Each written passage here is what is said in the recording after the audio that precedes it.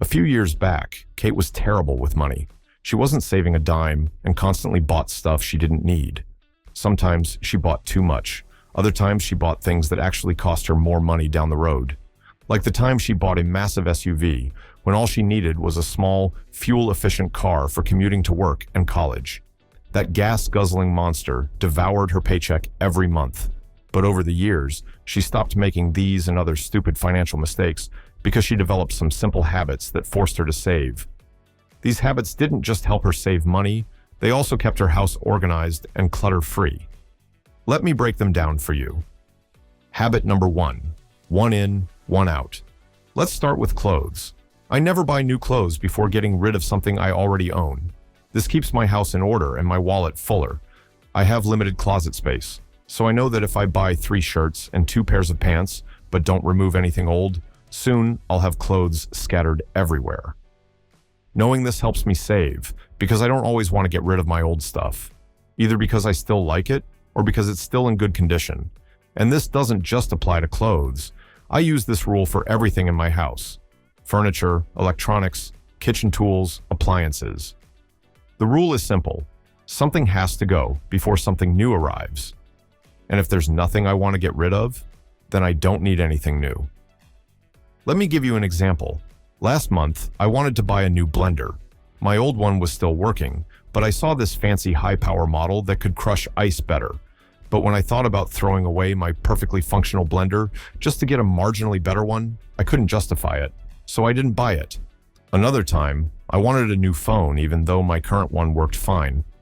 I realized I'd feel guilty getting rid of a working device, so I ended up keeping it for another year, saving hundreds of dollars. What I love most about this habit is that it keeps my place organized while saving me money. No more drowning in useless crap I never use. No more drawers that won't close because they're stuffed with junk. No more closets you're afraid to open because an avalanche of forgotten purchases might fall on your head. Most people's homes are like graveyards for dumb purchases, items bought with enthusiasm, used once or twice, then left to gather dust forever. Don't let your home become a museum of wasted money. Habit number 2. Ask, what else could I do with this money? The other day I was looking at a fancy wireless gaming headset for $40 and was about to buy it. The crazy thing is, I hardly ever play games, and when I do, my regular earbuds work just fine.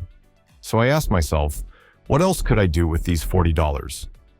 I could go to the water park and grab dinner afterward. That would make me way happier than having a fancy headset collecting dust. This simple question forces you to think about opportunity cost, what you're giving up by spending money on one thing instead of another.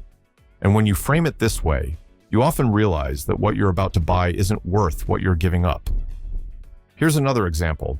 Jake was about to spend $200 on a new video game console, but when he asked himself what else he could do with that money, he realized it could pay for a month of jiu-jitsu classes he'd been wanting to try.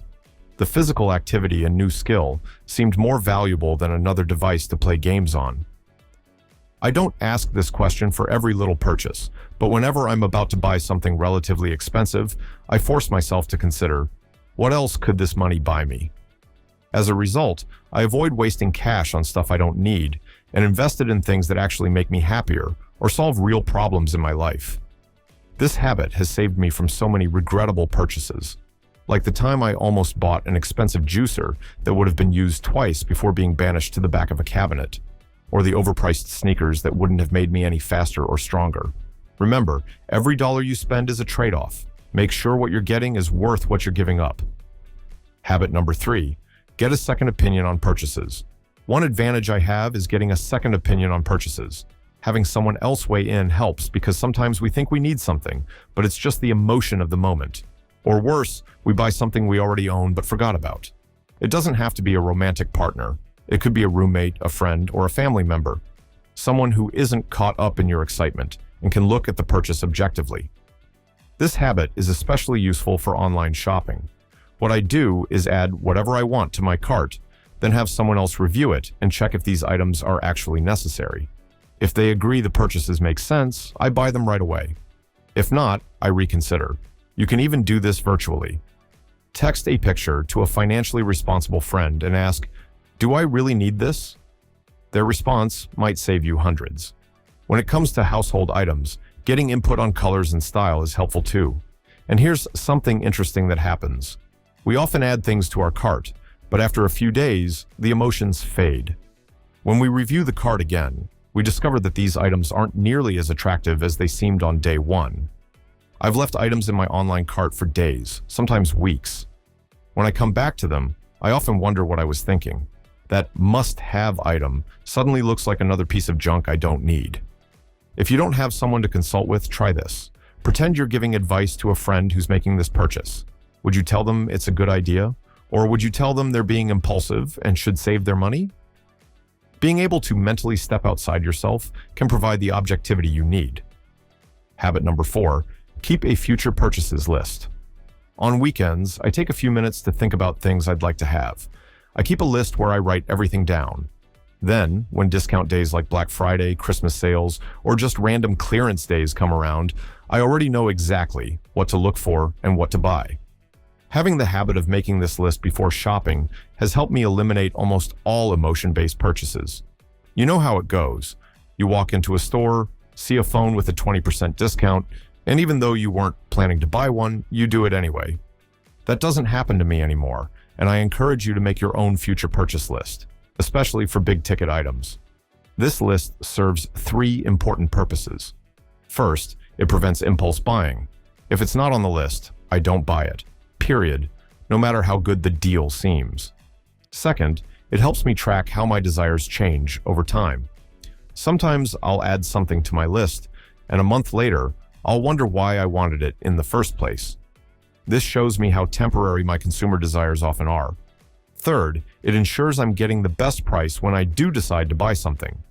By tracking an item over time, I learn what a true sale price looks like versus everyday pricing that's just labeled as a sale. I keep my list categorized by priority, things I definitely need, things that would be nice to have, and things I'm just curious about. This helps me focus on what matters when a good deal comes along. What's fascinating is how many items never make it off the list. They just fade in importance until I eventually remove them. Each crossed-off item represents money saved from a purchase I thought I wanted but didn't actually need. Habit number 5, the 30-day rule.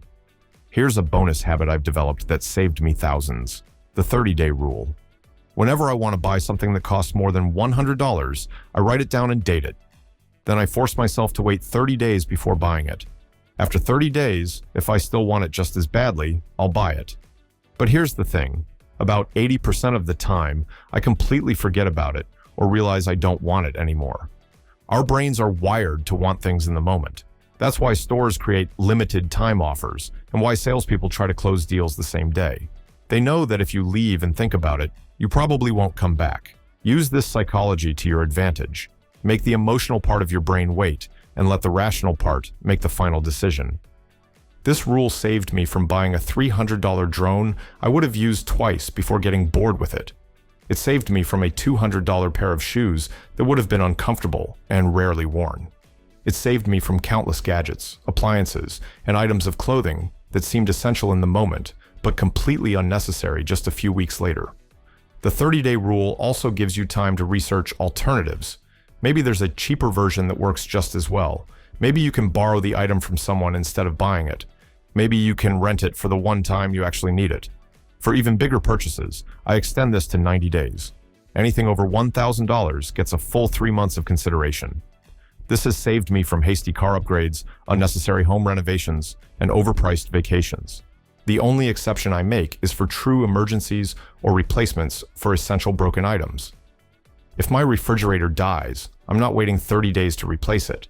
But even then, I take at least a day to research options rather than panic buying the first replacement I find. The power of habits versus willpower. The beauty of these 5 habits is that they don't rely on willpower. You don't have to wake up every day and decide to be frugal. You just follow the system. Willpower fails. Systems succeed. If you try to save money by constantly telling yourself no, you'll eventually break down and splurge. But if you build these habits into your life, saving money happens automatically. Kate didn't become good with money because she suddenly developed amazing self-control. She just put these simple habits in place and followed them consistently. So, what if you slip up? Look, nobody's perfect. Even I mess up sometimes and make impulse purchases. The key is to get back on track immediately. If you break one of these habits, don't think, well, I've already failed, might as well keep spending. That's like saying, I dropped one egg, might as well smash the whole carton on the floor. Just reset and start again. One mistake doesn't erase all your progress. I hope these habits help you keep your house organized and save some serious cash. The beautiful thing about them is they require zero advanced financial knowledge, just a bit of discipline and some simple rules to follow. Which of these habits do you think would help you the most? Let me know in the comments. Until next time, remember, your wallet doesn't care about your feelings, and neither do the stores taking your money. Stop sacrificing your savings on things that impress others, but don't serve you.